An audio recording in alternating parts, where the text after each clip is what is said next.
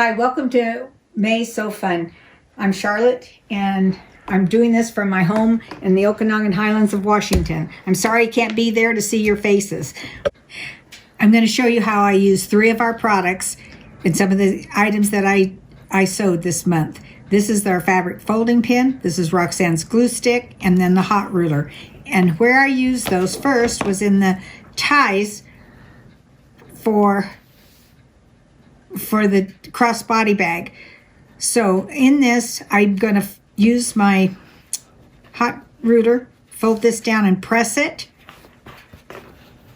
The other side, I have, right in the inside here, I have 987 Pellon fusible batting. And I put that in there so that it have a little bit more structure in my strap.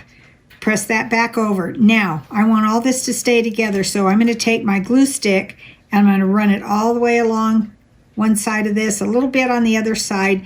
And what I want to do is fold this down onto itself and make sure that I have both of these edges right together so that when I edge stitch that, they look real nice and neat. Now, I do not have to use any pins because I use the glue. If you touch this with an iron and you kind of make the glue dry, but you also make it so that the glue does not get gum up your needle. The next thing how I use this glue is I don't use tape when I'm doing anything in my embroidery hoop.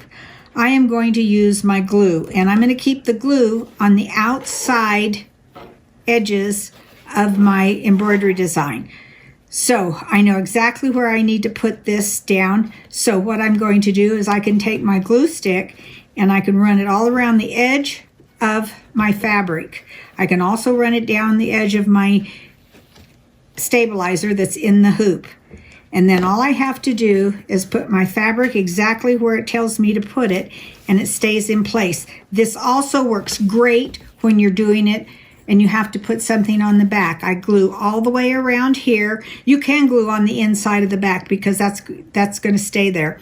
It's going to be your lining. And you can glue that down, and then when you stick this back into the sewing machine, it's not going to pull up on you and you're going to make a mess, and you don't have any pins to worry about and you don't have any tape to worry about. And I use glue all the time, and it's one of my favorite things.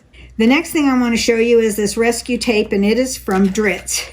The rescue tape is when you are out and you've lost a hem and you need to fix it. And you need to fix it quickly. It has paper on both sides. You're going to take off one side of the paper and you're going to put it on your fabric. You're going to take the other side of the paper off. You're going to take your hem and you're going to tuck it up, tape it right to the hem, and that's going to rescue you until you get home. You do not sew through this. This is something that is temporary. It is made by Dritz, and it's a double-sided tape, and it is 3/4 inch wide. The next thing we brought in is this non-slip Stripology squared mini ruler.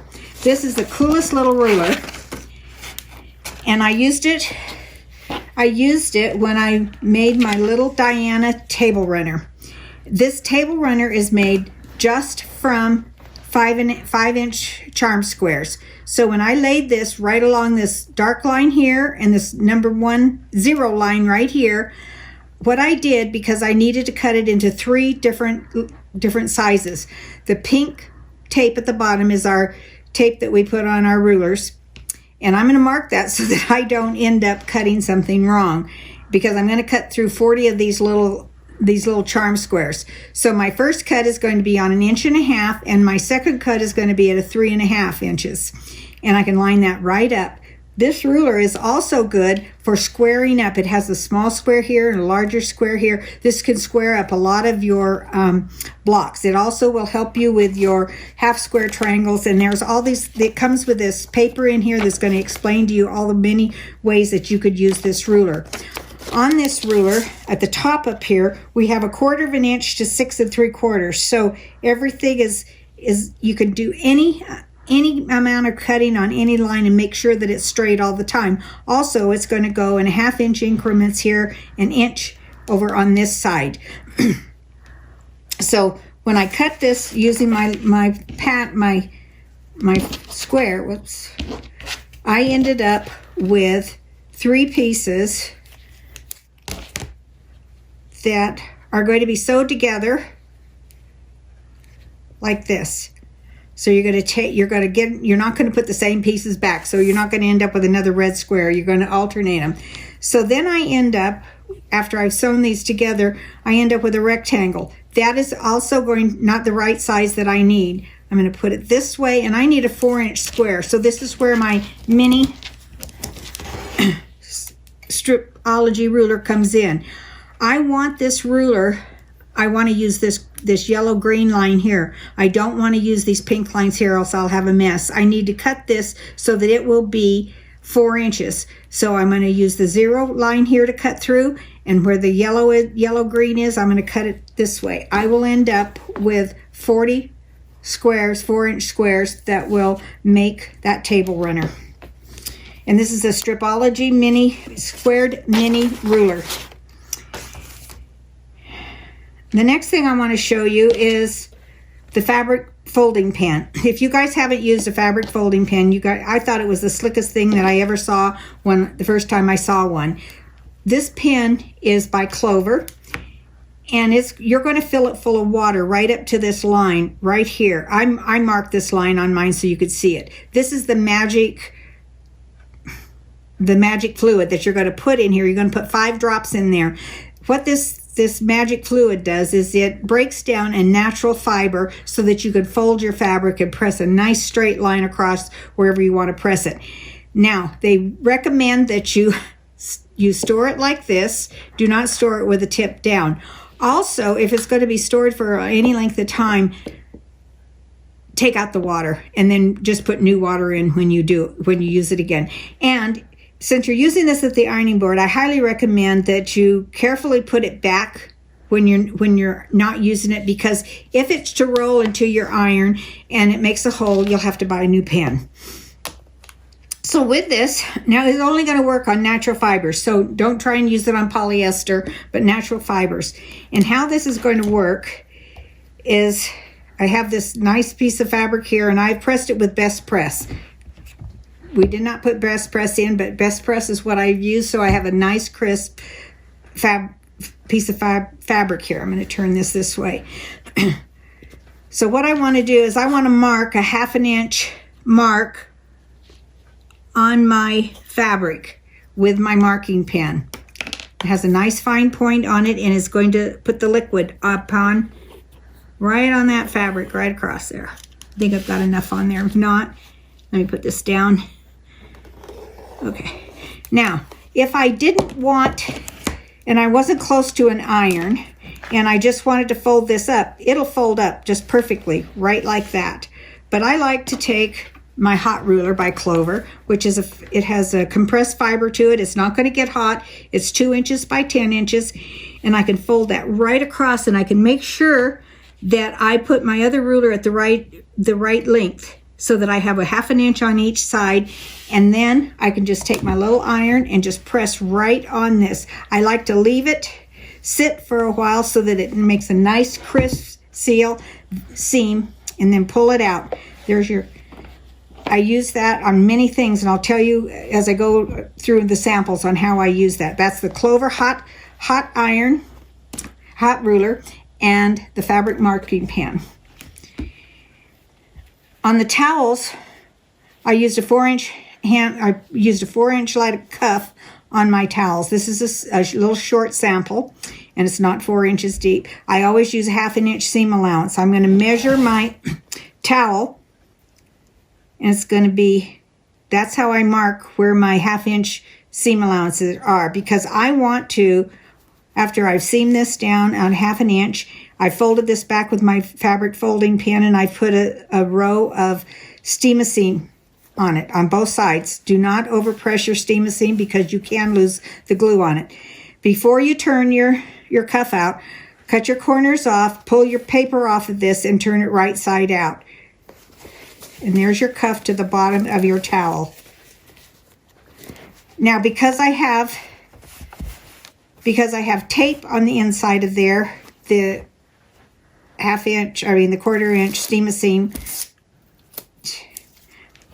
and I've marked my towel at 1/2 inch, because I want to stick my towel a 1/2 inch inside of my cuff so that it's going to adhere and have a nice seam allowance in there. And then all I have to do is take my iron and press it. Now, because I have measured and made it sure that both of my top edges are the same, at the same height, I don't have to worry about not catching my stitching on the other side, because I'm going to take it back to the sewing machine and I'm going to stitch along here. You could put rickrack here, you could put a fancy stitch there if you don't want to do edge stitching. I normally just use edge stitching on that, and that's how I make my cuff for my towels. And on my towels, I cut off so that I don't have this excess on the bottom of my towel or inside my towel. I don't want the hem, that heavy hem, on the inside of my cuff. So I have cut this much off, depending on how deep my cuff is going to be. If I'm only going to use 1.5 inches to a 2-inch cuff, I'm not going to cut that much towel off. I told you that I would tell you a little trick about, we did a lot of binding, and I did a lot of tricks last time on binding. And I told you I'd teach you one more trick. And that is when you get to your corners here. Our corners are always when we fold them back and we have this nice mitered corner, they're kind of thick. And we don't want them that thick. I need a pair of scissors. Oh, I didn't bring my scissors. My husband's going to get me a pair right now.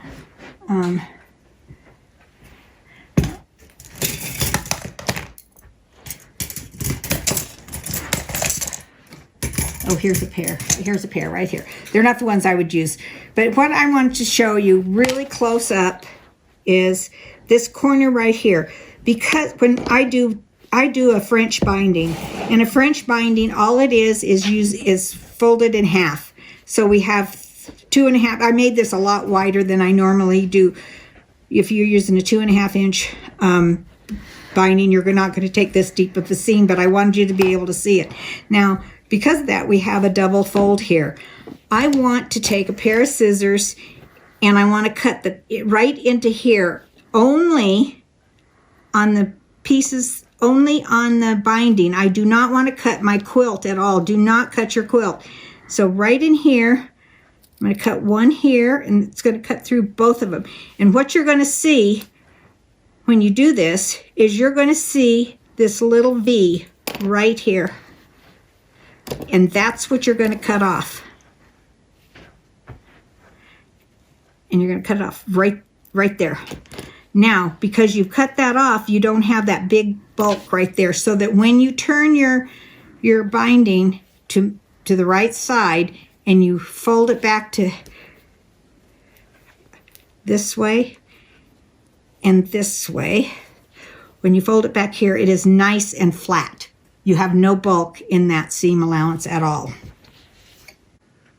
This is a close-up of how I cut the corner out of the binding on my quilt. This is your quilt backing, this is your binding, and you've taken the two pieces, because your binding is folded, and you're going to cut through the top of each one of those. Then it exposes this little V right here. This is what you're going to snip off right there. And what you've done is you've just deleted 4 extra layers of fabric. So when you go to turn this, it's going to be really, really nice, and it's going to lay flat, just like that.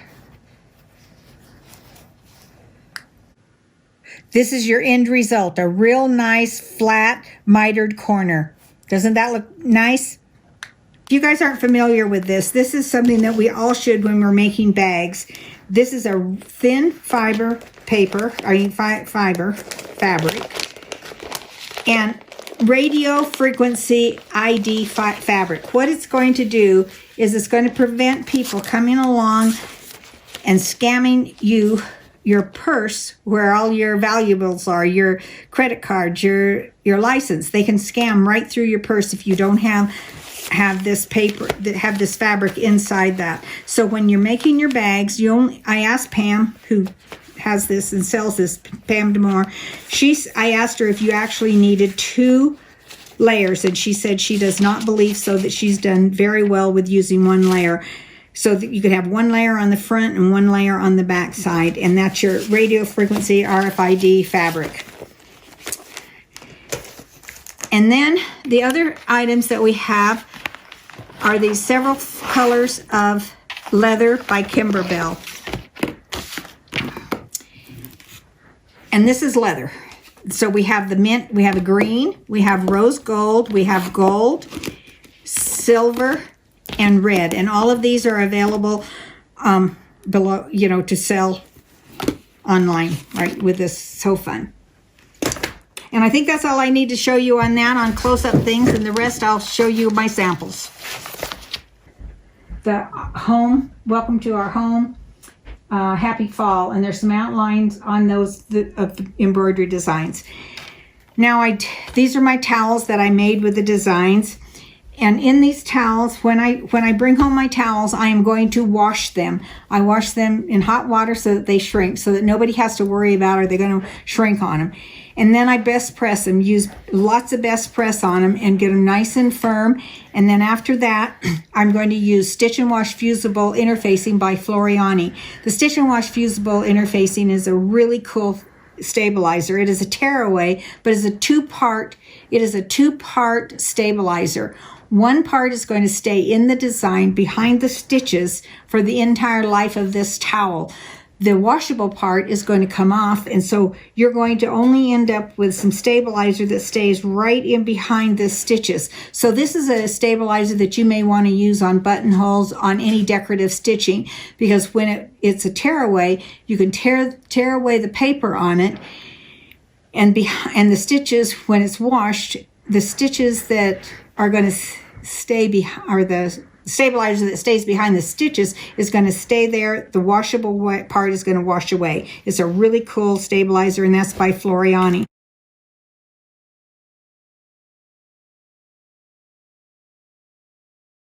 The other thing that I did is I made this real cool picture with it, just using some black, and then framed it.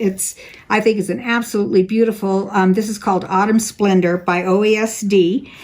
And also on my design up here is an outline design that is embroidered from that design kit. So I just used the leaf, and it did about a triple stitch all the way around, so it really shows up really well.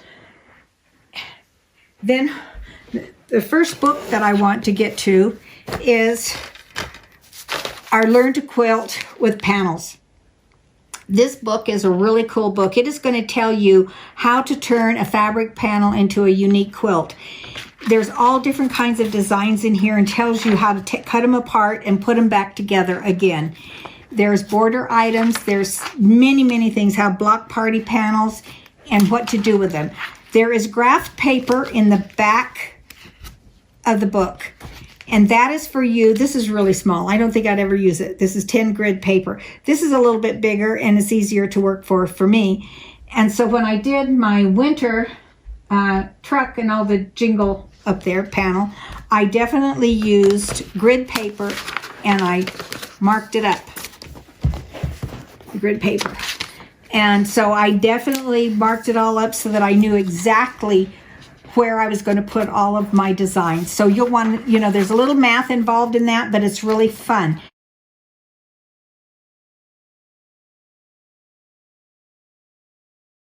Now, some of the things that I did with that book is, this was a panel, and Lori, in fact, we had it at So Fun, and we gave it away 1 month. And this had 4 placemats on it. So I cut apart, and I just put some regular fabric on the back. Now, I did use the snap hoop and the edge-to-edge quilting when I quilted this. Now, one thing about the snap hoop, you're going to have to be really careful. It says snap. I snapped my fingers in it's because it's magnetic. I've snapped my fingers in it 3 times, not just once, but 3 times, and I ended up with blood blisters on 2 fingers for it. So please be careful. So there was 4 of them in that.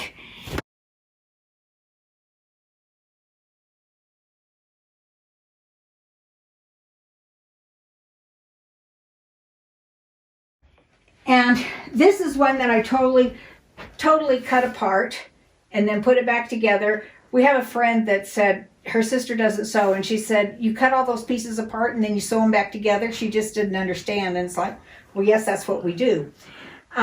So there were some parts, this part right here and here was on the outside. They were just strips of wreaths, and I cut them apart. And this was fabric that I had for the backing and for this inside. I quilted it on my long arm quilt with red thread, which was done with King Tut.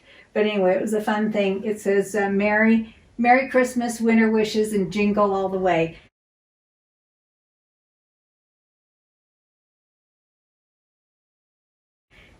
Then I did this panel, which is Give Thanks for Thanksgiving. And this was all part of the panel, and these were on the sides of the panel. And what I did here is I cut out each one of these, but before I cut them out, I fused them with fusible web, ironed them, and then pressed them onto my black fabric and put them in so they're a separate hanger, and used this cute pumpkin hanger with it.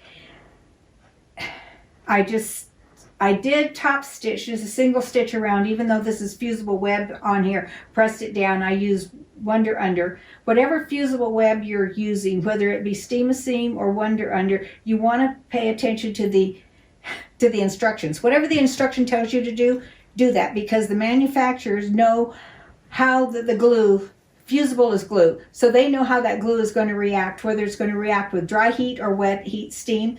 And so pay attention to that. It makes a difference on how well your web will stick.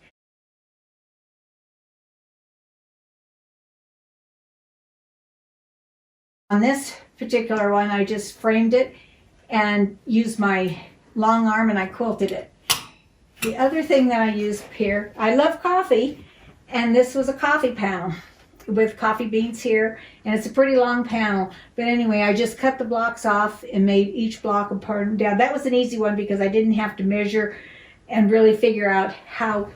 This one I have to figure out because all the things are different here, the different sizes to make them all come out right. This one you don't have to do any mixing up on that. You just put it together. And I put that, I think I sewed that on my domestic machine when I quilted.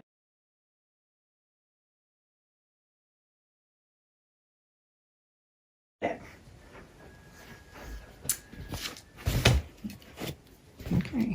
The next book that we have is Mini Charms. Mini charms mean mini charms. I'm not into 2.5-inch squares. However, this was a book full of 2.5-inch squares. I did have one pack of mini charms that Lori ended up giving to both Donna and myself. And with that one is I made this cute little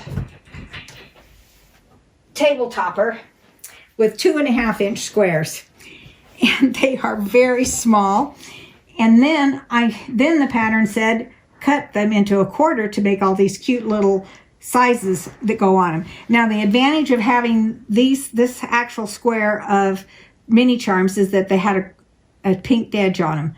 So I made sure that the pinked edge was on the outside here. Now, when I quilted this, and I quilted this with the edge to edge also, snapping my fingers, of course, I had to make sure, because there's a 1/4-inch seam allowance here, and I had to make sure that I didn't fold back any of those corners on this to make this cute little table topper.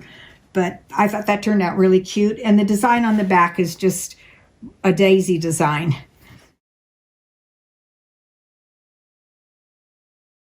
On the back of my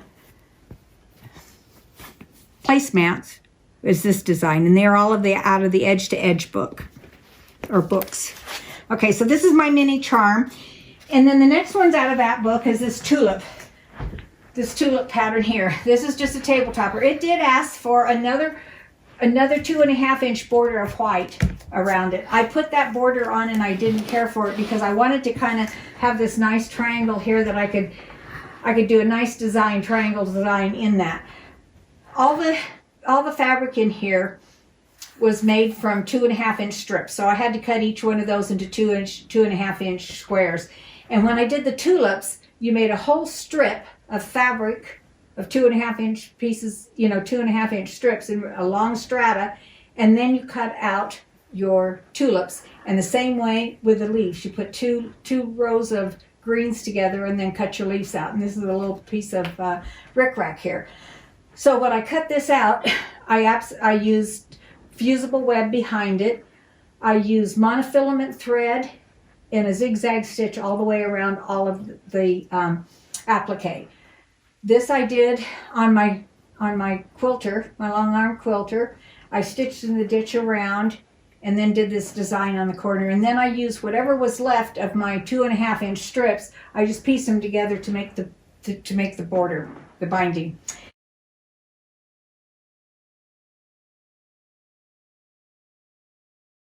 This is the next one out of that book. This was made from Summer Sweet. I think it was a Moda design, a Moda fabric, and they were 5-inch squares. So that was 5-inch squares that I had to cut down into to make 4. But it looks so springy. I almost wish it was bigger because it looks like a baby blanket almost, and been really cute. And I did long arm quilt this, and those are out of the mini quilt book.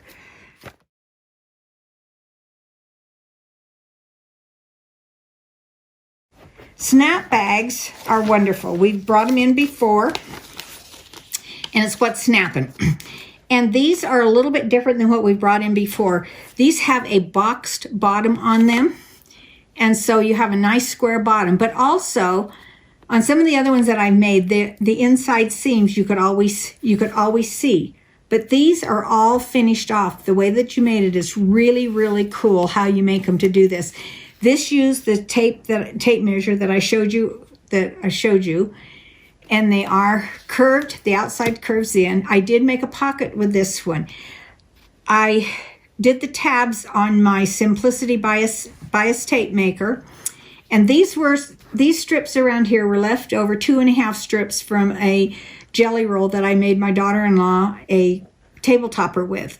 And I just cut it to the size. I thought I had made one medium and one small, but I ended up making 2 medium bags. The other bag that I made, this one is going to be good for those who have dogs. This is dog fabric, and so you can put your dog treats in there. I didn't put a pocket in that, but there's 3 different sizes that come with this pattern. And if you wanted to make one that you wanted to have for your makeup, what you would do is you could take your iron-on vinyl, and you could iron that on your lining, and so that you would iron that on your lining fabric, and so when you open that up, it's got the vinyl in it, and your makeup won't stain your fabric. That's what that's a really cool thing for your makeup. And look what's snapping. That's a pattern that we have here. The next thing I want to show you is how I did the tape measure in the snap bags. This is my tape measure that I cut. I have several of them. And what I cut mine with, I went to Harbor Freight, and these are the tools that I use. I don't use scissors on them at all. When I cut this around, you want to kind of round your edges off because you don't want them poking through your fabric. Then you're going to get your husband's duct tape. I couldn't think of it. And you're going to I cut little pieces this size, and I put one piece this way. Now you're still going to have some sharp corners here. So what I do is I take a small piece. You don't want to put too much tape on this because you have to put it through the casing. And I learned that the hard way. So there is my tape measure all ready to be slipped into my bag. And it has the tape on it, and it's not too thick. And when you put this into your bag, you're always going to put it to the outside of the bag is going to be the curved part of your tape measure, and the curved part is going to be on the inside. They say if it doesn't snap really well, that you either need to shorten it or make the tape longer. The next one we have here is Little Diana. Little Diana is just this cute little table topper, and it's just made from 5-inch squares. And this is my purple. This is what I did. This was a lilac one. I think I picked it up maybe in Issaquah. And I showed you how to do all these blocks. So each one of these blocks is just turned one way and the other way. I'm making one now that's just going to be Christmas. All the designs on here that I quilted with is made with the edge to edge using the snap hoop on that. And I just use a small binding around it and purple on the back.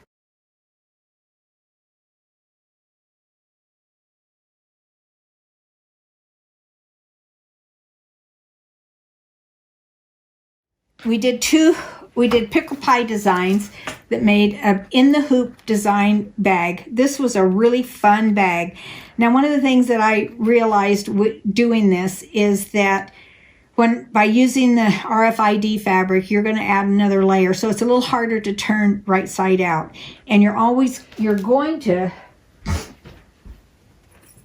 turn this right side out twice. You're going to turn it right side out once because everything's done in the hoop, but because it has a back pocket in it, you have to turn it again. This particular one, I used the gold leather over here, and then I made the little charm on it. And you could make the charm out of the leather, you could make it out of vinyl, you could make it out of anything. You could change it up. You could make several different colors or different ones, and you could pop them in off and on them.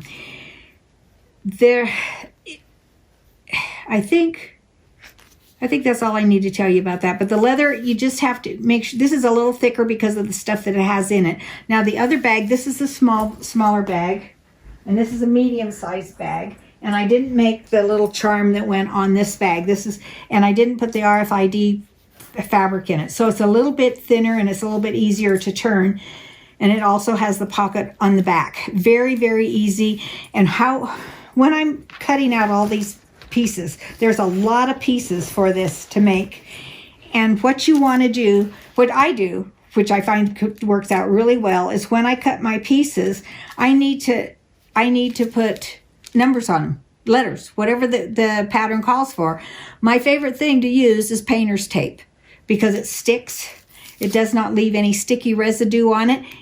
And when I pile them up, I know that the piece of paper I've tried to use Post-its and they don't stick. I've tried to use other things. I found the best thing to use is just painter's tape, mark them, and it stays on there. So that's how I mark all my different pieces to go with this pattern, and then I don't mess them up. And I think that's all I have to do to bring to you today. I want to thank everybody for joining us today for May's Sew Fun in this virtual digital world that we're in right now. We're looking forward to being together again, seeing you face to face, and I'm going to turn this over to you for Donna. She's going to continue our Sew Fun May 2020. Thanks again.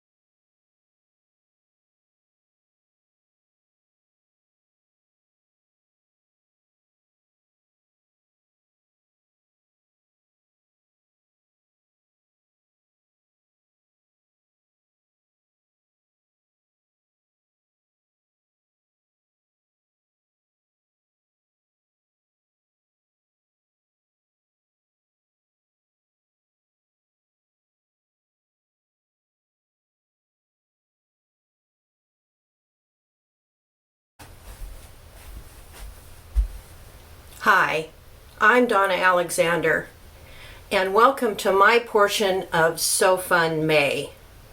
For those loyal and steadfast So Fun members, you know how our programs work. But if you might be joining us for the first time, we work in a team teaching partner collaboration, and my partner this month was Charlotte. Now, I'll be mentioning her name occasionally throughout the program, so you know who I'm talking about. She is doing her program, I believe, first, and then mine will come after that. In normal times, we would gather up our samples and travel around to the quality stores in person, showing our samples, tips and tricks and demos in person for your enjoyment. But in these times, we are demonstrating our samples from home. So, welcome to my home. I always try and bring you a garment each program that I do. And this month, I have chosen the Sewing Workshop Tremont jacket. I love the Sewing Workshop patterns because they are designed for a more mature figure. The sizes range from 6 to 22, and the instructions are easy to follow with plenty of visual aids. Those of you who know me know that I would rather look at a picture than read instructions. And these do give you nice diagrams to help you along the way.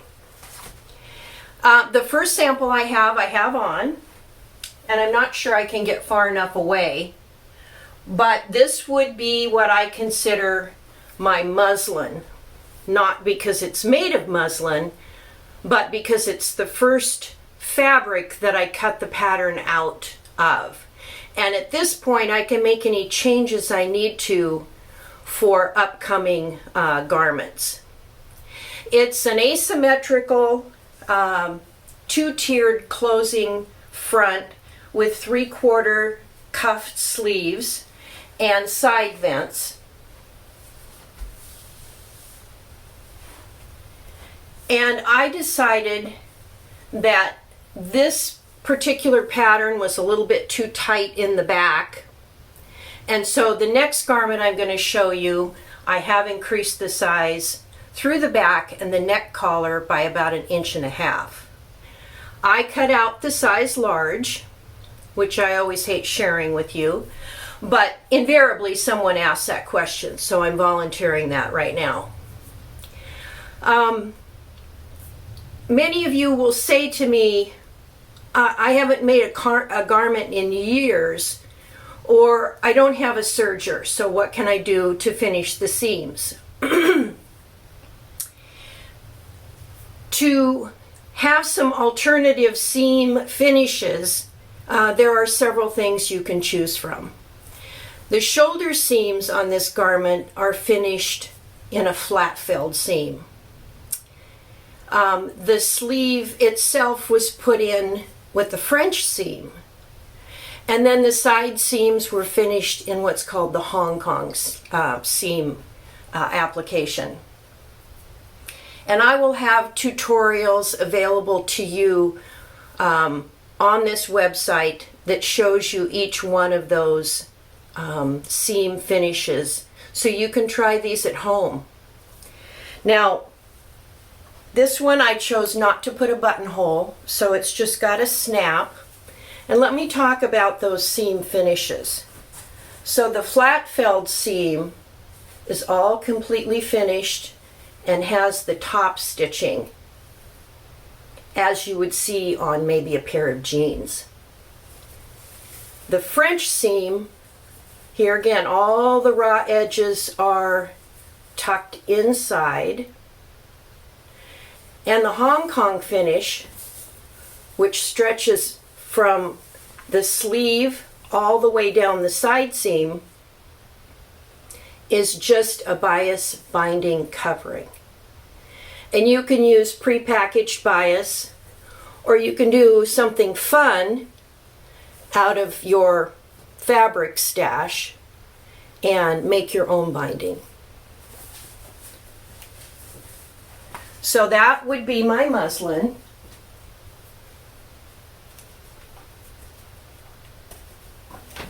And here is my first finished garment. There again, I have a flat felled shoulder seam, French seams for the arm's eye, and I was able to also do French seams for the sleeve and the side seam. And then I just did a little bias facing on that side vent. This is the one that I cut a little bit bigger and did a buttonhole and a button.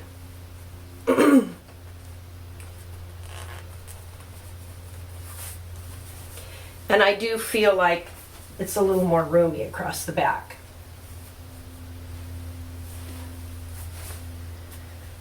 It's a very fun pattern, and I hope that you'll give Sewing Workshop a try.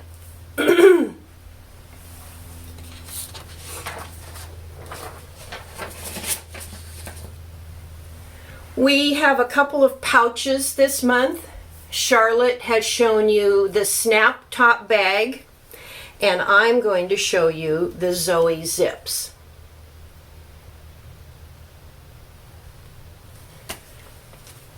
Lazy Girl is a great pattern company in terms of pictures and diagrams and really complete instructions.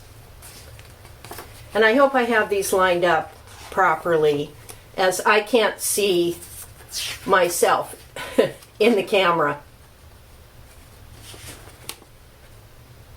There you've got 7 full pages of instructions on how to make these Zoe zips. They're just a fun little bag, pencil bag, makeup, sewing tools. This is the small, which measures 7.5 by 2.5 by 2 inches deep. These would be fun to make with little treats for your grandkids or back to school. Here's another small. And the beauty of this pattern is these all start with a square of fabric. The small one starts with an 11 inch. The medium, or the large, with a 13 inch. And they take a 14 or 16 inch zipper, which leaves you enough to make this handle style,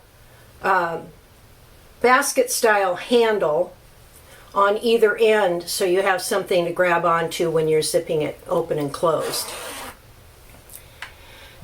They come finished when you're done, completely lined, with just a little bit of stitching down that seam in the center where you've turned them outward. Now my thought was, what would happen if we took this one step further? Why not use a fat quarter to its full advantage of 18 by 18 inches? And using the same instructions, we jumped up this much in size. And what I like about this is, even though I had to make my own handles because I didn't have that leftover zipper, this is now big enough to carry a pair of shoes, flip-flops, anything in your luggage that you would like to keep your shoes away from. Now the construction of these is an outer fabric, an inner fabric, some fusible fleece and your zippers with a little bit of interfacing. My favorite interfacing is Shapeflex 101, which is a woven fusible, and I've mentioned this before in my classes. This is a Pellon product. If you're at home right now and you don't have fusible fleece, then I suggest perhaps just some fleece with a little bit of Misty Fuse. And if you use your Teflon sheet and apply that to the front side, you can create your own fusible fleece. The next item I'd like to talk about is called the Little Diana. And it's a sweet little table runner made from one charm pack. And for those of you not familiar with the pre-cuts, a charm pack is 40 to 42 pieces of fabric cut in a 5 by 5 inch square. And this design is based on taking those squares and slicing them apart, mixing up the designs, and putting it back together. And a great tool for doing that is the Creative Grids non-slip Stripology Squared Mini. Now I have one of these, the great big huge size, and it's cumbersome. This is much easier to use and move around. It doesn't slip. Creative Grids has a nice textured back that keeps this in place as you're putting your rotary cutter through these slots. Here is my little Diana, and you can see this is the block that's been sliced apart and put back together. And this gives you the chance to really mix up this group of charm pack patterns. The beauty of a charm pack is that the factory has already chosen the fabrics for you, and they all coordinate and look great together. I happen to have about 3 leftover sets of black and gray and white charm packs. So my little Diana turned out larger than what this pattern calls for. Your end size on this will be 14 inches by 35 inches.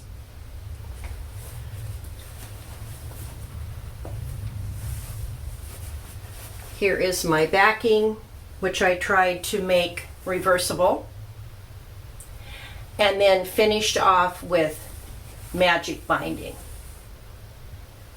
And I will also have a tutorial on the website on how to do an easy magic binding. I finished quilting this with a little bit of channel quilting in the border, and then some soft organic vine or ribbon lines in my quilting.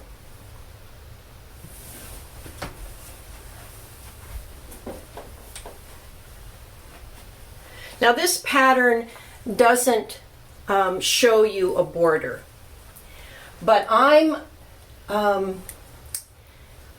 binding person that likes a little more heft to the outer edges of my quilts.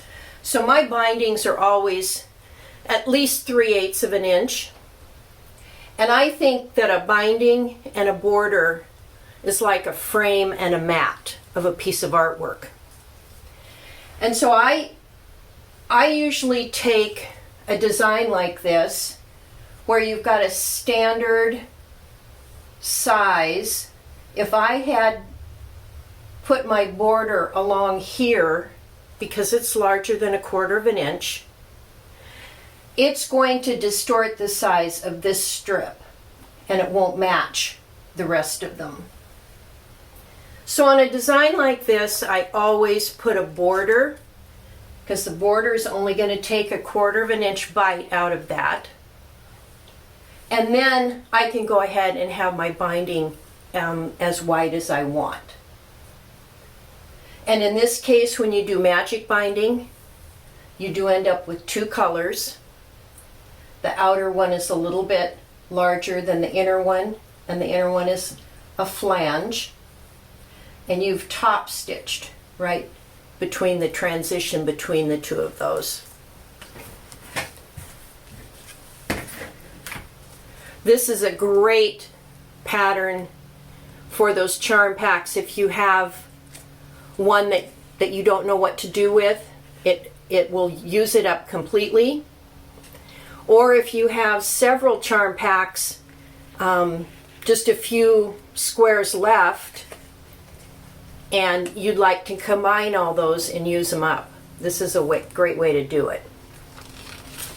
There's full instructions on how to put this back together and on how to use the Stripology Squared Mini.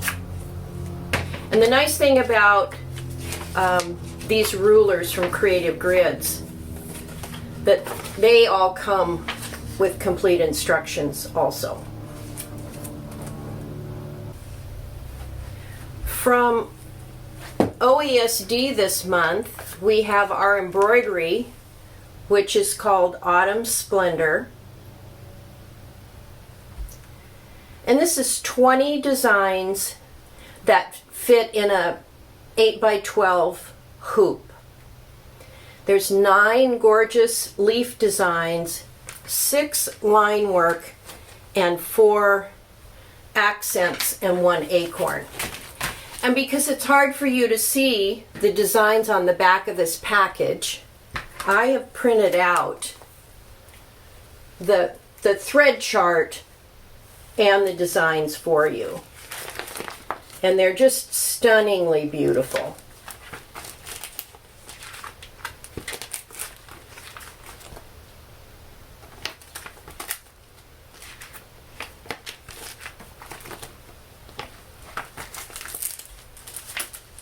Now, it's hard to see just the thread work. That's what we're coming up to now.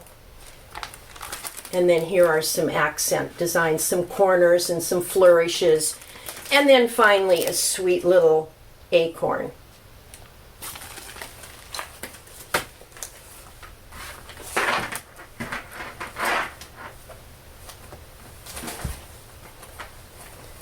And I picked up a set of dish towels. This was one of my first attempts.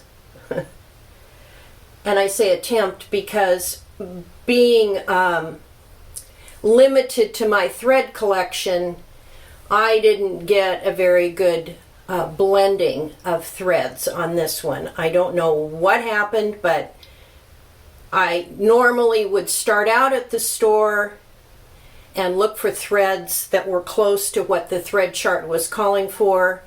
I just had to use what I had in my drawer.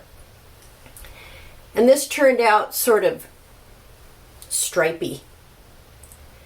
So I took a page out of Charlotte's book and I added a band to the bottom.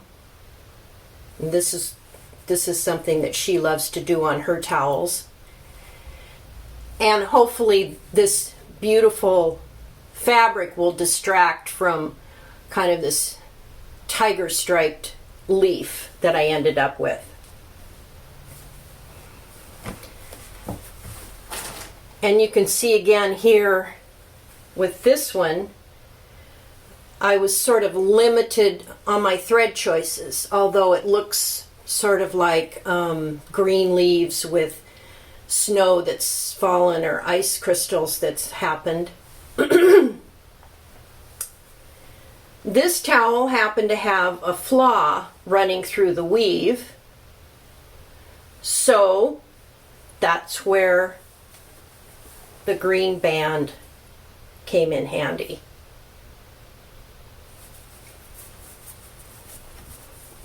And then finally, I hit on one where the colors blended nicely.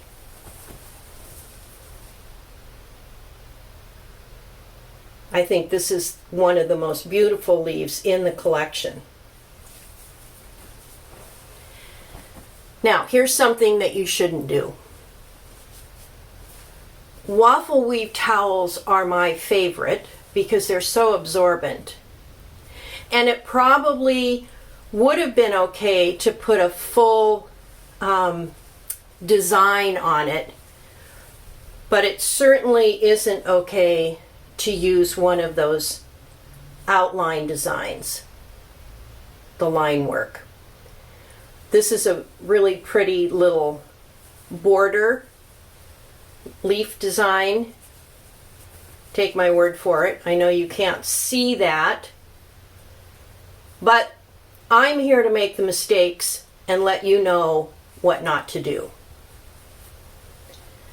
Working with this waffle weave, I used the Floriani Wet and Gone stabilizer in the hoop on all of the towels. On this particular one, because of the uneven surface, I used a water-soluble cover sheet so that the stitches wouldn't sink down into the waffle weave. That still didn't help. They just disappear because of the weave, because of the contrast, the thread isn't dark enough. And so, like I said, if you've got these waffle weave towels, try maybe one of these full thread designs and use that water-soluble cover sheet. Next, I did the design in the book that's kind of a collage of many of the leaves that are available. And then I finished this off with a traditional quilt binding around the outside edge. And then to carry that leaf theme through, I took a batik that's ginkgo designed leaves. And this exposed zipper is something that Naomi, one of my other educational partners, used in January. And with the beautiful zippers that we have available to us now with contrasting teeth, they're just shouting to be shown and not covered up anymore. Now this does take a little bit bigger hoop, and perhaps the colors would be a little bit more vibrant had I been able to go to the store to Quality and pick out the threads that were closer to the thread chart.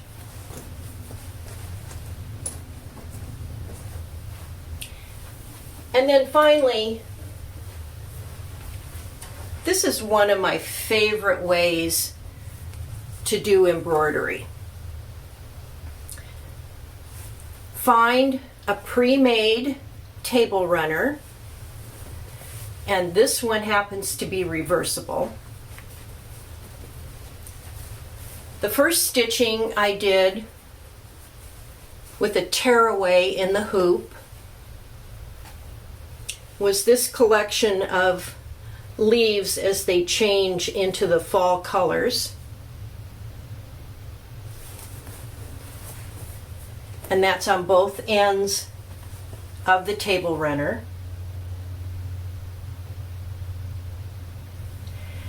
And then on the back side, where you've got your loose threads and the leftover tearaway, you just stitch out another motif on a separate piece of fabric and insert it into the binding on this pre-made table runner.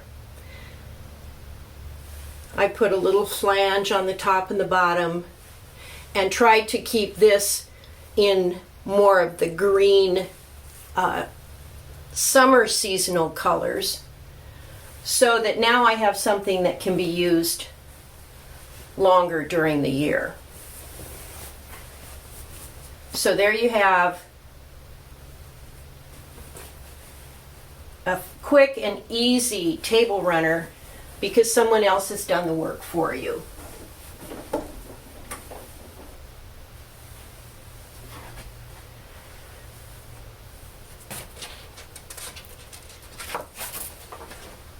Couple of the items that we have on our list today.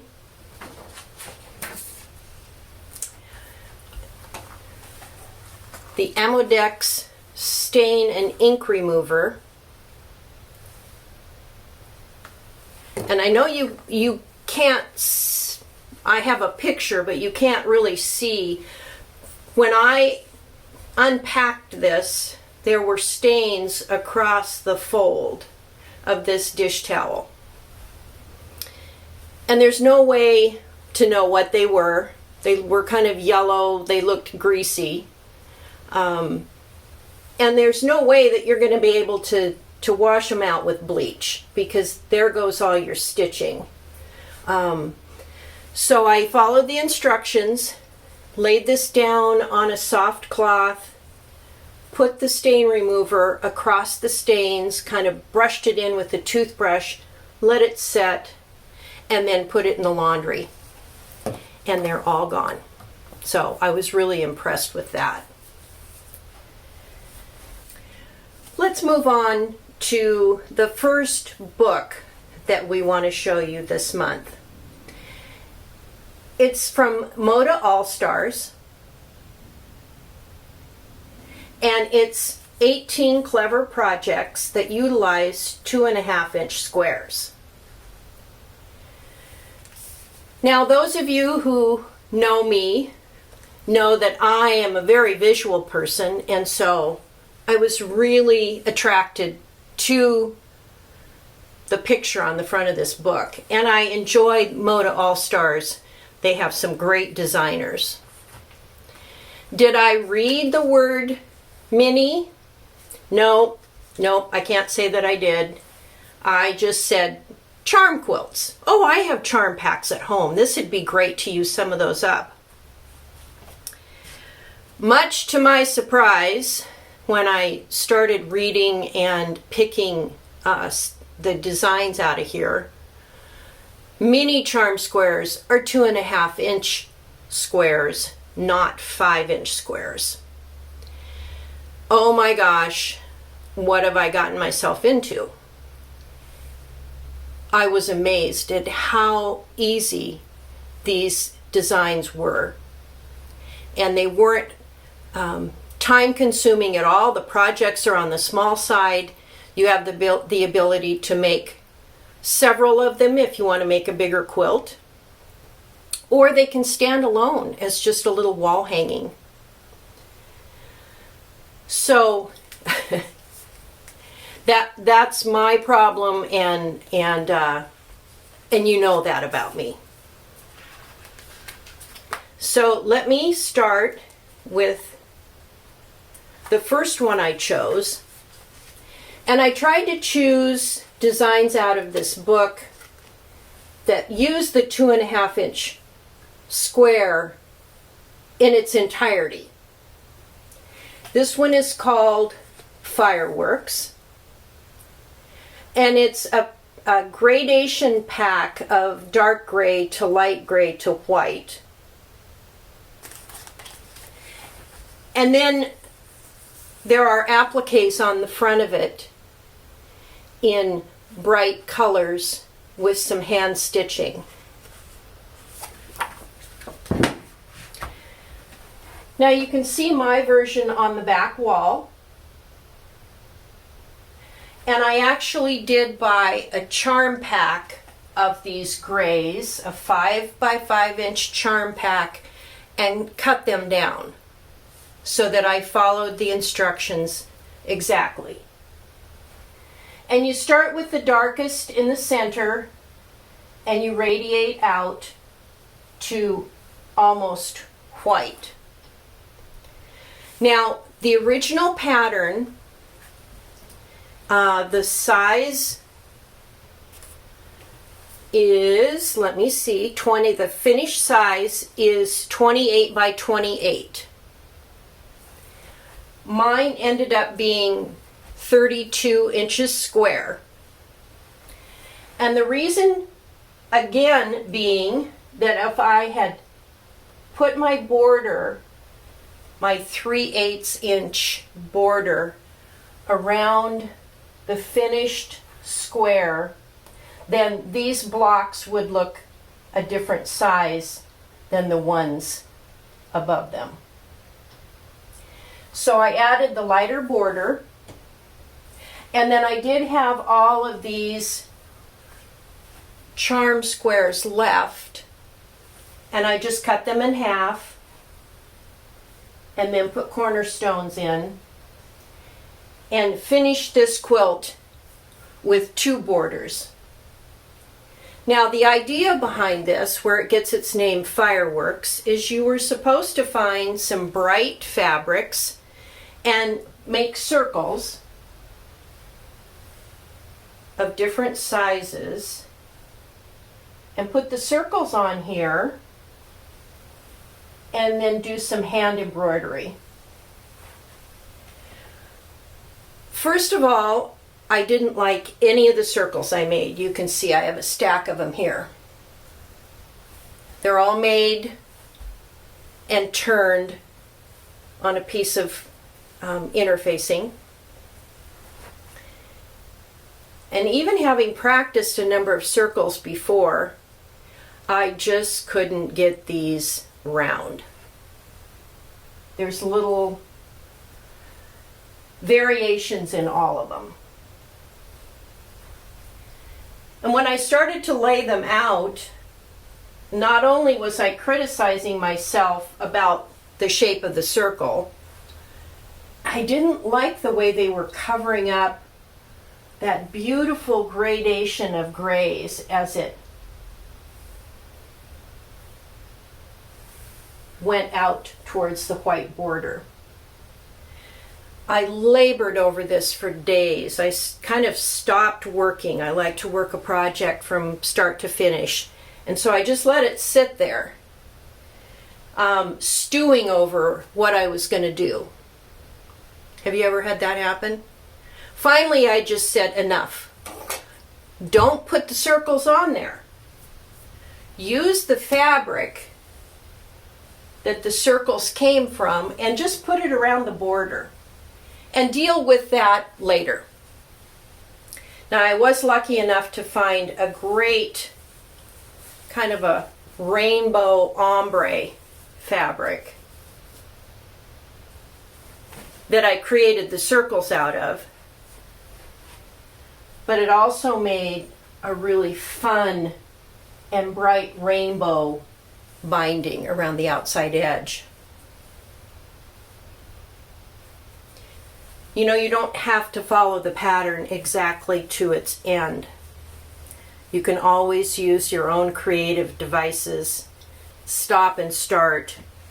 And perhaps I'll go back to this someday and put hexagons on it. That's my new shape now. I really love hexies. So let's talk about the next quilt from that book. And this is called the 4-Patch Chain. And I think you saw the same one in Charlotte's presentation. Hers has got a lighter background. I had a lot of white mini charm squares, and using a white background, those would have just disappeared. So I picked this sweet little medium gray polka dot, and this was really easy to stitch up. I was surprised after my horror of finding out I was using 2.5-inch squares, it was easy. Now, I've heard a lot of you in the audience say, oh, I went through all my stash and took all my scraps and cut them into 2.5-inch squares. And now what? Just stack them up and sew them together? How about taking a pattern out of this book and combining them in some of the sweet designs that they have to show you? Now, all of these diamonds are set on point, and where the intersection is, I have used up some of my random buttons. Again, here's a little bit of magic binding to finish it off quickly. And my quilting is edge stitched and stitch in the ditch, and then some channel quilting on those big triangles on the side, so you can really see that chevron quilting pattern.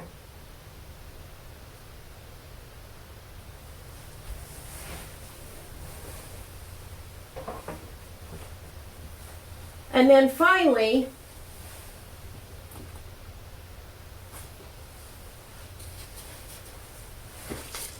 now that I had a little bit of courage from the experience, the easy experience with these two quilts, I went ahead and picked a design where you actually take those 2.5-inch mini charms and cut them even smaller.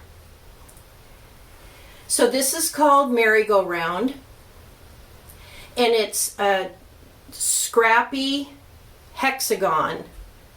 The finished size in the book is 20 by 26 inches. And they have instructions on how to create your triangles to complete this hexagon pattern.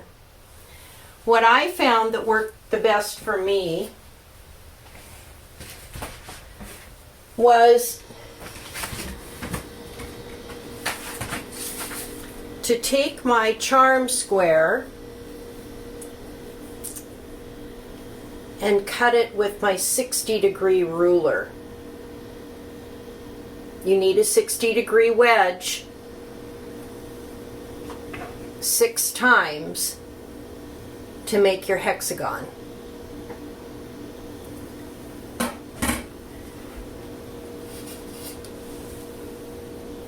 And so you can see that I've got 9 hexes up here.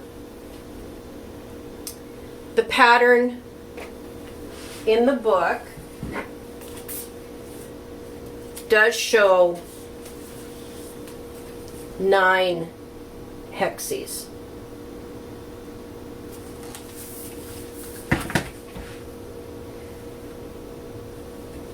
Now there's several ways that you can finish these hexes off, and I know some of you cringe at the thought of applique, but here's something that you might want to try.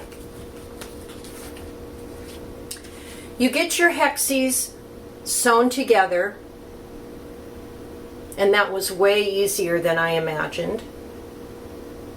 And then you can either do a raw edge applique, maybe you fuse them down to your background fabric and then do a little light stitch around the outside edge, or you can fold your fabric under. And there's a couple of really slick ways that you can do that. You can cut a template, or you can use this hot ruler, which I used through the whole program. This is a wonderful tool. But all you do is just fold your edge over the hammer and press right on this material. We're going to talk about this in a little bit.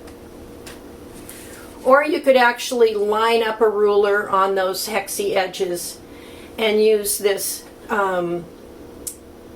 folding pen Now this is a solution that comes out of this felt tip pen, and as you run it across your fabric, it relaxes those threads so that you can fold it on a perfect edge. Now I've had a package of this for years. I bought when I was in the audience. It's so fun. Don't do like me and just come home and put the solution in the pen.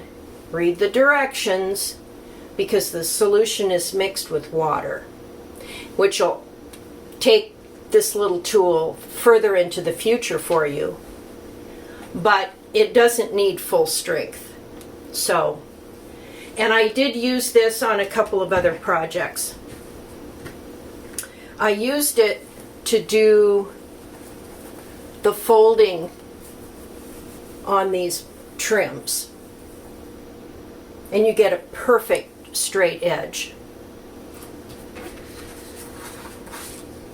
Now, the mistake I made when I was doing my hexies is I got all 9 of them done and didn't take into consideration the fact that perhaps I had varying seam allowances, and so my hexies turned out to be slightly different in size. So I picked the 9 best hexies and put them on the front. And then the 3 that were too small, I put on the back. So hence my quilt is smaller than the one shown in the book.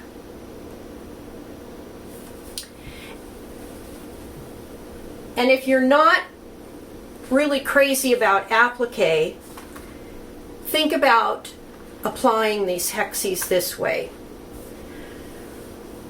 Instead of folding my edges, I put a piece of fusible interfacing right sides together, stitched all the way around the hexie, made a slice in the back, and then turned it inside out. So now my hexagons were all folded under and ready to be applied to my background fabric. But because those edges were protected and all stitched and turned inside, I didn't have to worry about stitching around the outside edge. And I had seen a hexie application from Modern Handwork, Modern Handcraft. And this was her idea. You lay your hexies down and you start your stitching right through those points. And what you get on this merry-go-round is a hexagon that's not stitched down on all the edges, but just from the points to the center, which gives it some 3-dimension.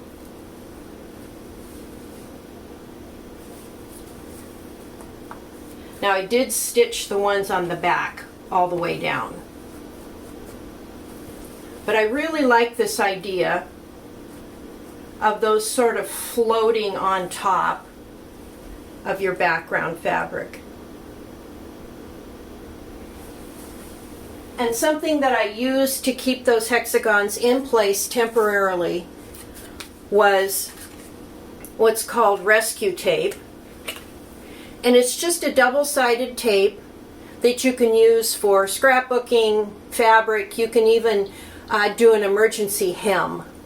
It's not meant to be stitched through, so I made sure that my rescue tape rested in between the stitch lines of the hexagons. And if you use it in a clothing application, you do need to remove it, but it is something that's really handy in an emergency.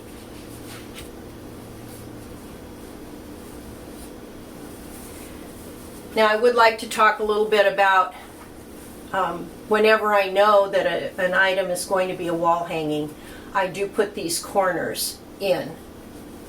And usually I have a dowel that slips up inside, but you can also use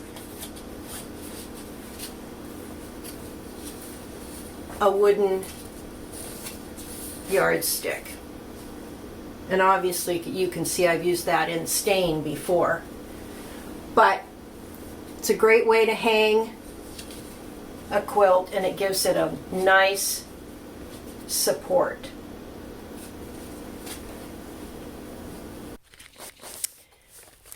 Let's move on to our second book, Annie's Quilting, Learn to Quilt with Panels. Now, I've collected panels for years, but always kind of considered them maybe a nursery or a child decor. But they've got some beautiful artwork quality panels out there today. And this book shows you a number of different ideas and also provides you with a number of pages in the back, graphed paper, where you can sketch out any ideas you might want.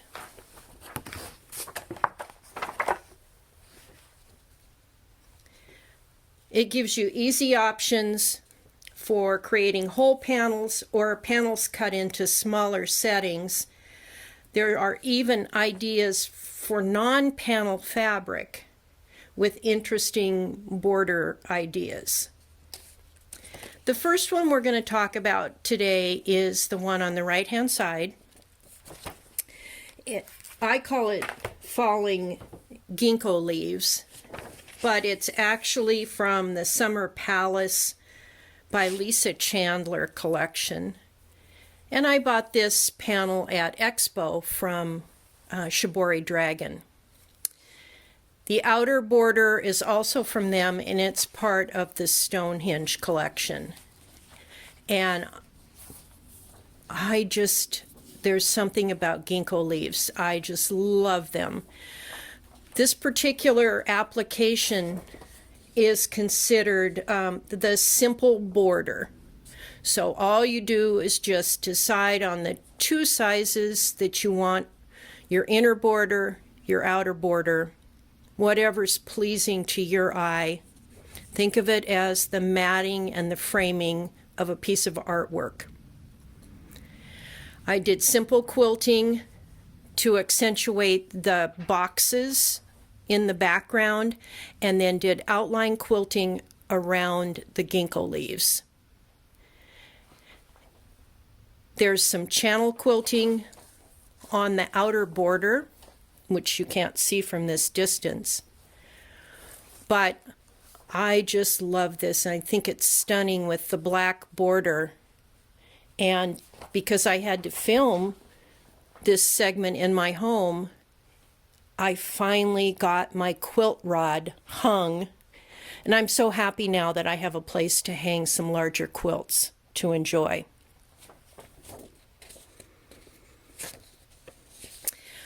The quilt on the right is called Artisan Spirit Euphoria.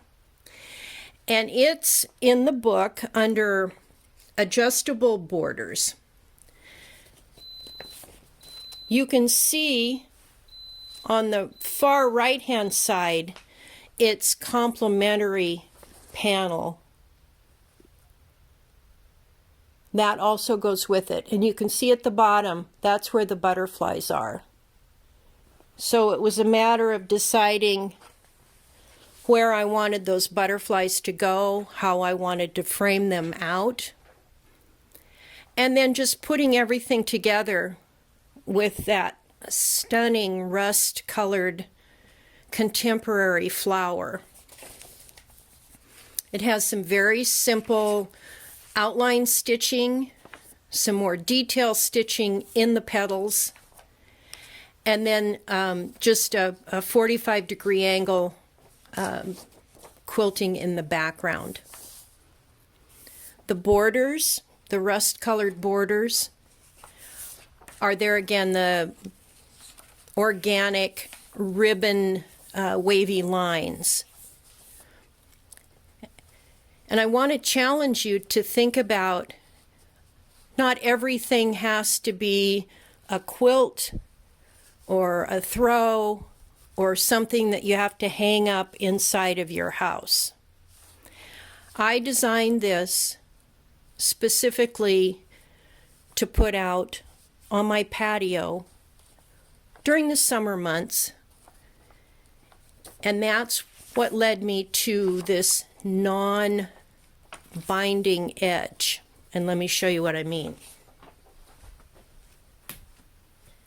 The challenge for me was, if I hung this outside, perhaps on some lattice work, would the binding fade? Would the backing fade?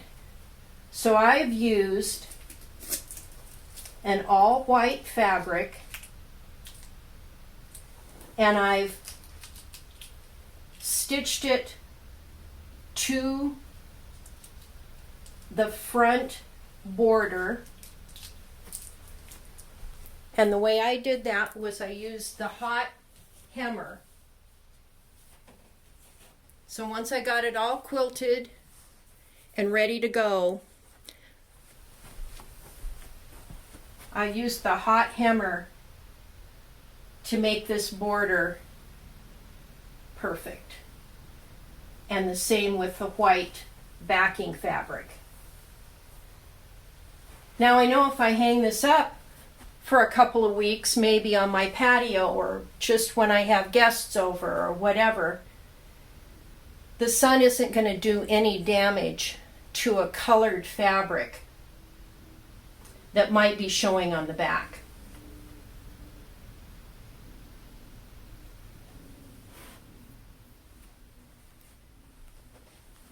I really enjoyed doing these two projects, and I hope to get to the complementary panel that's on the far right hand side sometime in the near future.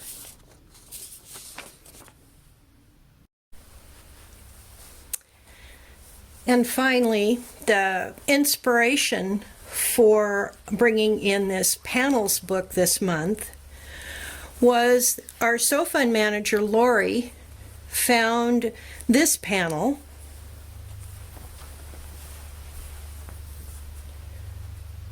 all about family and love and what it really takes to be a family in this world. Beautiful sentiments, blocks that you can cut apart. And Lori made the first sample for us. And we do have this panel available to you, and I encourage you to order one of these. They just turn out stunningly beautiful. Lori's quilt is on the right, hanging on the quilt rod. And her secret to this was going way outside her comfort zone and experiment. She took the panel and auditioned a number of different jelly roll collections, 2.5-inch strips that are pre-packaged together. And when she finally came up with the perfect one, she cut apart her sentiments and started laying the strips in there. And for interest, she added flying geese, pinwheels, and lots of half-square triangles. Now, at one point, she did roughly sketch out an idea of where everything would go. She alternated the dark and the light strips, and there are black blocks in a couple of different places that you can't see from this distance, but have a beautiful little heart quilt pattern in them. Now this was quilted for her by Jeannie out of our Tukwila store. And once we're open, Jeannie will be more than happy to show you the quilting machines that we have that do such a beautiful job and make this size quilt so much easier to quilt beautifully. So you can see that she's got her sentiments spaced out through the quilt, and it's meant to be either a wall hanging or a throw, and it's just stunningly beautiful. My quilt, my idea started out as a wedding gift idea, and it's on the left-hand side. And I assumed that this would be a table runner. But some of the sentiments are very wide, and the quilt just got away from me. So it's really and truly probably better suited for a bed runner. If you're my bride, I hope you've turned this off by this point so that you don't see what you're going to be getting. It is designed so that you can read any of these statements from any direction. I've done a 60-degree angle at either end. And even though the ones at the top are upside down, imagine those dropping over the edge of the bed. Now, I did start off with a black and white copy that I took with my camera of the panel, and I cut it apart and started piecing it together, hoping that this was the way it would lay out. And with the addition of the black borders and the blue and gray and silver leaves, it turned out to be really large. Let me hold this up so you can see.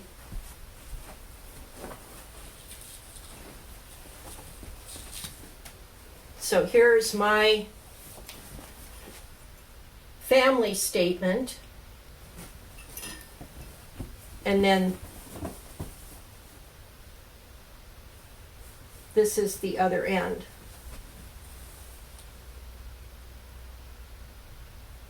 And then finally I finished this off with a beautiful cane print with the double happiness symbol that I wish for this lovely couple that's going to get this when they have their wedding.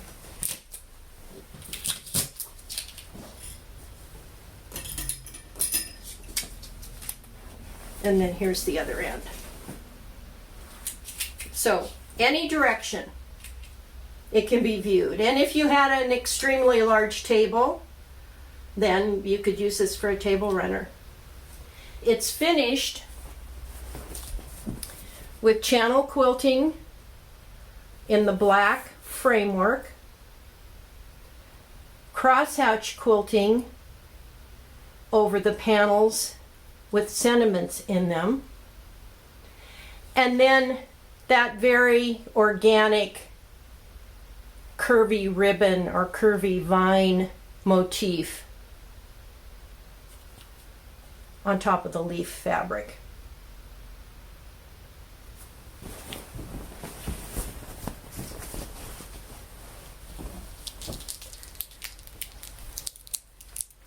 I think that's just the superstar of the program, and really is an example of how much you can do with a panel and your own creativity.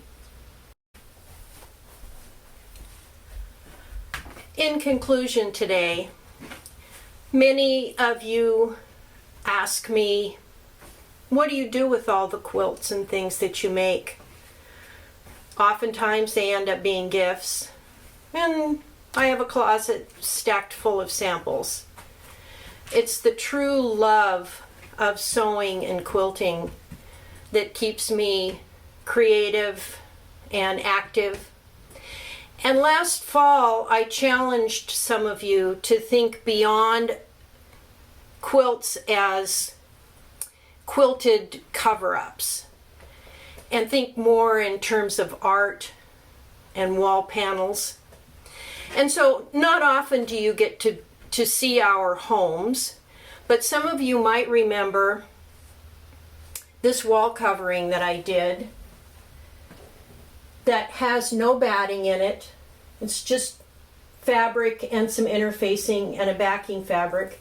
And it was designed specifically to cover up part of my fabric stash. And I just wanted to share with you where it lives now. This is sort of the camouflaged entrance to my sewing area. And this is my part of my fabric stash, a small part. But it can be so nicely hidden if you just think outside the box of a quilt having to be a quilt. I want to thank you for joining me today. I really love coming to the stores and seeing all your faces smiling up at me in anticipation of what I'm going to show you that particular month. And I hope that I can see you all again in September. That's the next month that Charlotte and I will be preparing for through the summer. Here is a heartfelt, stay well, stay healthy. And I miss all of you.